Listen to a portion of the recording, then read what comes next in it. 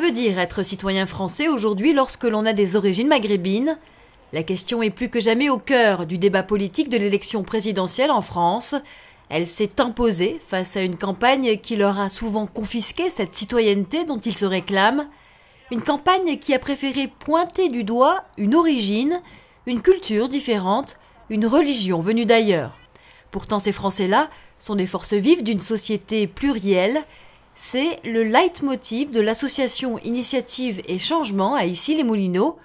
Membre depuis plusieurs années, Jamila travaille à une idée fixe, dépasser les peurs qui divisent pour réapprendre à mieux vivre ensemble. C'est sa définition de la citoyenneté, mais l'accouchement ne se fait pas sans douleur. Toute transformation finalement sociale ne peut se faire et ne peut avoir lieu qu'avec une transformation personnelle. Ce programme de dialogue interculturel, c'est un programme qui contribue justement à faire naître une culture commune pour la République, pour les citoyens de cette société. Et cette culture commune, finalement, c'est l'ensemble des valeurs qui pourront souder notre communauté nationale, finalement.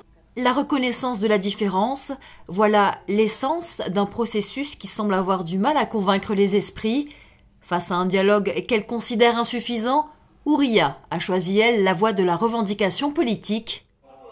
Engagée depuis 7 ans au sein des indigènes de la République, elle refuse les stigmates que certains pouvoirs font refléter sur son visage. La question que je pose à la société, mais à l'État français, est-ce que lui me considère comme française? En réalité, c'est à l'État de répondre et de me considérer moi comme française. Or, lorsqu'on entend les débats publics et lorsqu'on entend cette campagne, moi j'ai le sentiment que je ne suis pas française et qu'on ne me considère pas comme telle. Pour elle, le progrès vers une citoyenneté pleine et entière ne peut se faire que dans la construction d'un rapport de force, que dans une organisation politique.